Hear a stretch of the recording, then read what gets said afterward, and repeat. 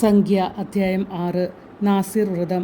കർത്താവ് മോശയോട് അരുളി ചെയ്തു, ഇസ്രായേൽ ജനത്തോട് പറയുക, കർത്താവിനെ സ്വയം സമർപ്പിക്കുന്നതിന് നാസിർ വ്രതം എടുക്കുന്നയാൾ സ്ത്രീയായാലും പുരുഷനായാലും ഇപ്രകാരം ചെയ്യണം. വീഞ്ഞ് ശക്തിയുള്ള ലഹരിപാനീയങ്ങളും വർജിക്കണം.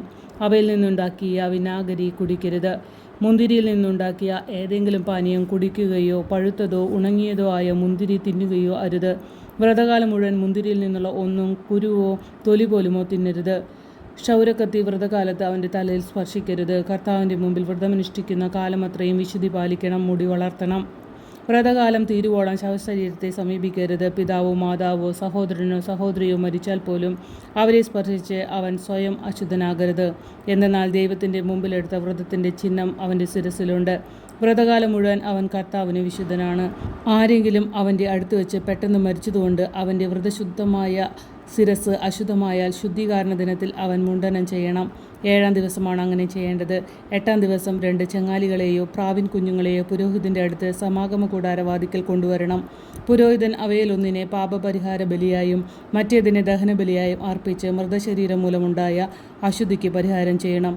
അന്ന് തന്നെ അവൻ തൻ്റെ ശിരസ് വീണ്ടും പ്രതിഷ്ഠിക്കുകയും വേണം. വ്രതകാലം മുഴുവൻ തന്നെ കർത്താവിന് പ്രതിഷ്ഠിക്കണം. അതോടൊപ്പം 1 വയസ്സുള്ള ചെമ്മരിയാടിൻ മുട്ടനെ പ്രാശ്ചിത്ത ബലിയായി അർപ്പിക്കണം. അശുദ്ധമായി പോയതുകൊണ്ട് മുൻ ദിവസങ്ങളിൽ അനുഷ്ഠിച്ച വ്രതം വ്യർത്ഥമായിരിക്കും. നാസിർ വ്രതം മുഴുവിപ്പിച്ചവരെ സംബന്ധിക്കുന്ന നിയമമാണിത്. സമാഗമ കൂടാരവാതിക്കൽ അവനെ കൊണ്ടുവരണം. അവൻ 1 വയസ്സുള്ള ഊനമറ്റ ചെമ്മരിയാടിൻ മുട്ടനെ ദഹനബലിയായും 1 വയസ്സുള്ള ഊനമറ്റ പെണ്ണാടിനെ പാപപരിഹാര ബലിയായും ഊനമറ്റ ഒരു മുട്ടാടിനെ സമാധാന ബലിയായും കർത്താവിനെ സമർപ്പിക്കണം. പുളിപ്പില്ലാത്ത ഒരു കുട്ട അപ്പം, നേർത്ത മാവിൽ എണ്ണ ചേർത്തുണ്ടാക്കിയ അടകൾ, എണ്ണ പുരട്ടിയ പുളിപ്പില്ലാത്ത നേർത്ത അപ്പം, അവയ്ക്ക് ചേർന്ന ധാന്യബലി, പാനീയബലി എന്നിവയും കർത്താവിന് കാഴ്ചവെക്കണം. പുരോഹിതൻ അവയെ കർത്താവിൻ്റെ മുമ്പിൽ കൊണ്ടുവന്ന് വ്രതസ്ഥനുള്ള പാപപരിഹാര ബലിയും ദഹനബലിയുമായി സമർപ്പിക്കണം. മുട്ടാടിനെ കുട്ടയിലെ പുളിപ്പില്ലാത്ത അപ്പത്തോടൊന്നിച്ച് സമാധാന ബലിയായി കർത്താവിന് സമർപ്പിക്കണം. ഭോജനബലിയും പാനീയബലിയും അർപ്പിക്കണം. നാസിർ വ്രതസ്ഥൻ വ്രതശുദ്ധമായ ശിരസ് സമാഗമ കൂടാരവാതിക്കൽ വെച്ച് മുണ്ഡനം ചെയ്ത് അതിൽ നിന്ന് മുടിയെടുത്ത് സമാധാന ബലിയുടെ തീയിൽ അർപ്പിക്കണം. അത് കഴിയുമ്പോൾ പുരോഹിതൻ മുട്ടാടിനെ വേവിച്ച കൈക്കുറകും കുട്ടയിൽ നിന്ന് പുളിപ്പില്ലാത്ത ഒരടയും നേർത്ത അപ്പവും എടുത്ത് അവൻ്റെ കയ്യിൽ കൊടുക്കണം. പുരോഹിതൻ അവയെ കർത്താവിനെ നീരാഞ്ജനമായി അർപ്പിക്കണം. അവയെ നിരാഞ്ജനം ചെയ്ത നെഞ്ചും അർപ്പിച്ച കാൽക്കുറകും പുരോഹിതനുള്ള വിശുദ്ധ പങ്കാണ്.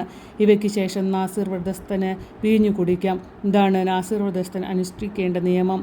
തൻ്റെ കഴിവനുസരിച്ച് നൽകുന്നതിന് പുറമെ നാസിർ വ്രതത്തിൻ്റെ നിയമപ്രകാരമുള്ള കാഴ്ചകളും അവൻ കർത്താവിന് സമർപ്പിക്കണം. താൻ എടുത്തിരിക്കുന്ന നാസിർ വ്രതത്തിൻ്റെ നിയമങ്ങൾ അവൻ നിറവേറ്റണം. പുരോഹിതൻ്റെ ആശീർവാദം. കർത്താവ് മോശയോട് അരുളി ചെയ്തു, അഹ്റോനോടും പുത്രന്മാരോടും പറയുക, നിങ്ങൾ ഇങ്ങനെ പറഞ്ഞ് ഇസ്രായേൽ ജനത്തെ അനുഗ്രഹിക്കണം. കർത്താവ് നിന്നെ അനുഗ്രഹിക്കുകയും പരിപാലിക്കുകയും ചെയ്യട്ടെ. അവിടുന്ന് നിന്നിൽ പ്രസാദിക്കുകയും നിന്നോട് കരുണ കാണിക്കുകയും ചെയ്യട്ടെ. കർത്താവ് കരുണയോടെ കടാക്ഷിച്ചു നിനക്ക് സമാധാനം നൽകട്ടെ.